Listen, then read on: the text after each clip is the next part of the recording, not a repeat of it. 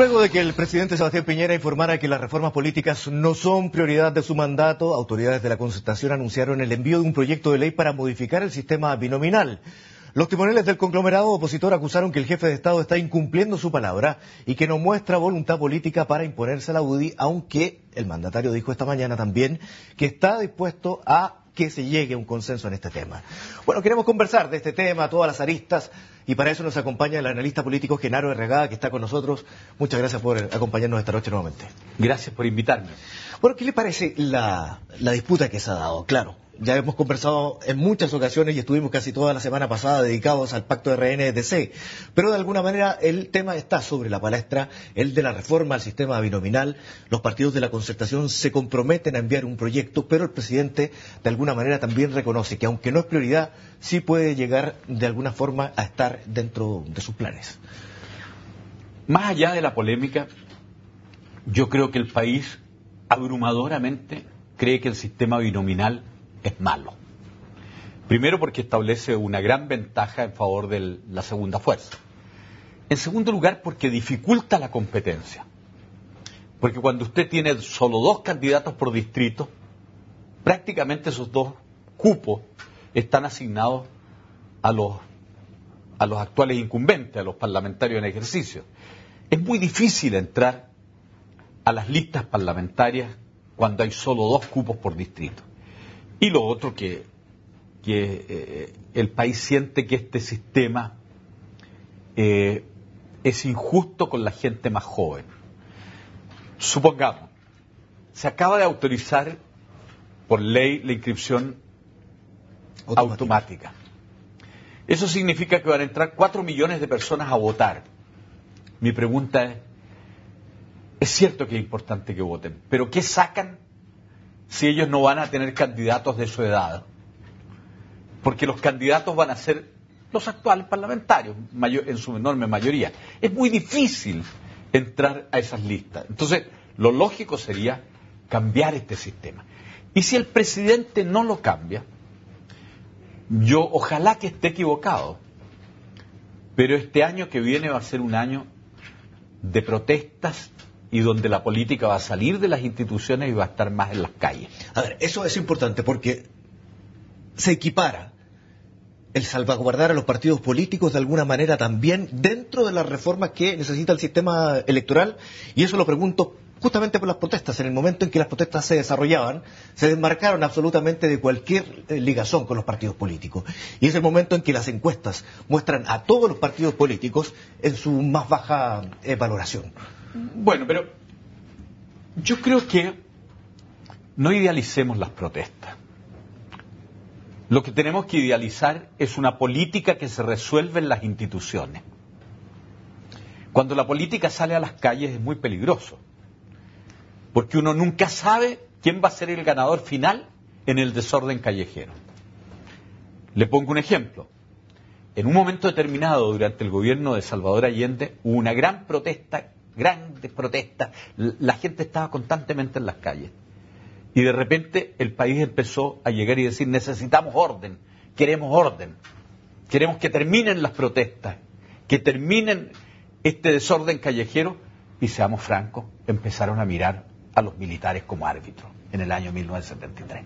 Bueno, entonces aquí hay que tener mucho cuidado, hay que volver a que el sistema político resuelva sus problemas en las instituciones, y la principal de ellas es el Ejecutivo y el Parlamento. Por lo mismo se lo preguntaba, ¿el cambio del sistema político es la base también para la valorización de los partidos políticos, el sistema de partidos políticos, y por lo tanto de quienes integran los partidos políticos? Bueno, yo creo que el sistema presidencial es muy malo para el prestigio del presidente y para el prestigio de los partidos, porque el sistema presidencial se caracteriza porque hay dos legitimidades. Por una parte se elige al presidente de la República, y en otra elección distinta se elige a la mayoría del Congreso. Pero ¿qué pasa si el presidente de la República tiene una minoría? Por ejemplo, Jorge Alessandri, 31% de los votos. Salvador Allende, 36% de los votos. El presidente Calderón en México, 36% de los votos. Y al frente tiene una mayoría parlamentaria, de que se produce el choque constante entre el presidente y la mayoría parlamentaria. ¿Qué es lo que estamos viendo hoy día? Por suerte tenemos segunda vuelta, pero la segunda vuelta soluciona poco estos problemas. Piñera ganó por poco. Ganó por 51,5 contra 48,5. Pero resulta que la mayoría del Senado le corresponde a la Concertación. Y la Concertación y Piñera dependen de qué es lo que son los 3 votos del PRI. Porque ellos son los árbitros. Pero el gobierno de Piñera no tiene mayoría en la Cámara de Diputados. Entonces, ¿qué es lo que tenemos constantemente? Es una presión, un choque constante entre el presidente de la República y el Parlamento. En ese choque se desacredita el presidente de la República, se desacredita el Parlamento. Y eso es lo que usted señala entonces que se solucionaría con un gobierno semipresidencial como el que existe. Un sistema parlamentario. Yo creo que un sistema, porque los otros sistemas son sistemas de unidad. Si yo tengo la mayoría del Parlamento, tengo el Ejecutivo, ¿me entiendes? Ya. En esa pelea estamos entonces con la democracia cristiana, lo decíamos al principio en la presentación, en un acuerdo, en un pacto con Renovación Nacional que levantó mucho polvo tanto en la Concertación como en el gobierno. ¿Usted cree que con un sistema electoral distinto, los actuales pactos sobrevivirían? ¿La Concertación como Concertación, la Alianza como Alianza? ¿O de alguna manera se reordenarían hacia el centro un partido grande o 2 partidos grandes como DC y RN, articuladores de acuerdos? Ramón, yo voy a tratar de ser claro, porque estos son temas complejos, pero son temas fundamentales para una sociedad. Sistemas electorales puros hay 2. Un sistema es que se elige un solo parlamentario por distrito. Ese es el sistema uninominal. Y el otro sistema es el de la representación proporcional, que se eligen varios parlamentarios por distrito de manera tal de que haya una representación proporcional. El primer sistema tiene un gran mérito, que como se elige uno por distrito, el ganador se lleva a todos. Yo con el 40% de los votos elijo el 100%, vale decir el 1. ¿Cuál es el peligro? Que yo con el 40% de los votos puedo tener el 65% del Parlamento. 40% de los votos en las urnas, pero como el ganador se lleva todo, 65% en el Parlamento. Y si tengo el 65% del Parlamento, la tentación antidemocrática, que siempre existe, puede ser, y ahora, ¿por qué no cambio la Constitución y adecuo la Constitución a mi 65%? Por tanto, yo rechazo la idea de un sistema uninominal, que funciona muy bien en países donde hay gran acuerdo. Funciona muy bien en España, funciona muy bien en Inglaterra, en fin. Ahora, el sistema de representación proporcional es un sistema de justicia electoral, porque si yo tengo 40% de los votos, debo tener, el sistema permite que yo tenga el 40% de los asientos. Si tengo el 4% de los votos, que tenga el 4% de los asientos en la Cámara. Pero genera mucha dispersión de partidos. Exactamente. Y al generar dispersión de partidos podemos terminar con 12 partidos. Y eso es un desastre para el país. Porque los sistemas políticos, cualquiera que sea, presidencial, semipresidencial, parlamentario, con 12 partidos, terminan muy mal. Y terminan en la corrupción. Porque resulta de que los votos que más valen son los pequeños partidos que arbitran entre los grandes. ¿Qué es lo que pasa, por ejemplo, en Israel, donde los partidos religiosos ortodoxos tienen un peso y han llevado a la política de Israel a una radicalización que la ha aislado en el mundo? Aquí en Chile lo vimos el otro día, por ejemplo, Adolfo Saldívar, con un voto se hizo elegirse presidente del Senado. ¿Por qué? Porque su voto era articulador. Era el que aseguraba el... Entonces, ¿cuál es el punto? La representación proporcional también es mala. Entonces, lo que tenemos que buscar es lo que el documento de Renovación Nacional y de la Democracia Cristiana dice: un sistema proporcional corregido. Vale decir que no permitamos llegar a 12 partidos.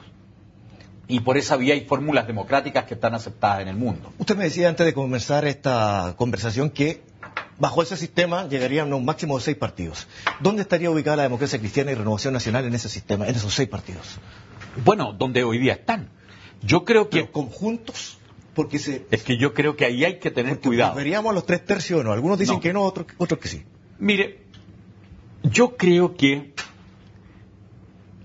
no hay que una tomada de mano no es un matrimonio, ¿me entiendes? El acuerdo de Renovación Nacional y de la Democracia Cristiana es una tomada de mano, no es un matrimonio, ni una intención de matrimonio. Es un acuerdo, a mi juicio, muy bien hecho, en el bien del país, yo lo respeto mucho. Pero de ahí pretender que nosotros estamos pensando en armar un gobierno con Renovación Nacional, en quebrar la concertación, eso es un sueño loco. Yo creo que no hay nadie en la Democracia Cristiana que piense eso. Es que ahí las señales son muchas, porque hoy día el senador Pizarro, por ejemplo, señala que pospongan la discusión presidencial una vez que hay varios candidatos de la Democracia Cristiana para presentarse unas primarias eventualmente, porque lo que hay que hacer ahora es derrotar a la derecha y derrotar a la UDI, lo dice específicamente, nunca nombra Renovación Nacional. Eso usted puede decir un ataque a la UDI, pero también una defensa de Renovación Nacional. Bueno, yo creo que, tratando de ser muy frío, Renovación Nacional es un partido más abierto. Yo tengo profundas diferencias con la gente de Renovación Nacional, pero tengo que reconocer que es un partido mucho más abierto. Cuando miro a la UDI, la verdad es que la UDI es el partido que dice a todo que no. A las reformas laborales durante el gobierno de Elwin, no. A la reforma tributaria durante el gobierno de Elwin, no. Cuando llegamos y planteamos, no una, sino varias veces, terminar con los senadores designados, dijeron siempre que no, hasta que descubrieron que ya el sistema de los senadores designados había pasado a ser más beneficioso para la concertación. Cuando hubo que plantear el tema de la afiliación, este país tenía una norma inmunda, que era que los hijos nacidos fuera del matrimonio aparecían con el estigma para toda su vida de hijo ilegítimo. Cuando hubo que plantear eso, ellos se negaron. Entonces la UDI se niega a todo. Y eso es muy malo para un sistema político. Y yo creo que uno tiene que ser, con respecto de la UDI, duro, porque es el principal partido de Chile desde el punto de vista electoral. Entonces, sí, lamentablemente se nos fue el tiempo. Por supuesto que hay mucho tema que tocar todavía, por ejemplo, los nombres de los candidatos presidenciales que ya se han presentado, pero lo dejamos invitado para una próxima oportunidad por lo mismo de siempre, el tiempo. Que esté muy bien, muchas gracias. Muchas gracias por invitarme. Que tengan buenas noches y gracias a ustedes también por la compañía durante esta media hora de noticias. Lo invito a que continúe con nosotros en CNN Chile.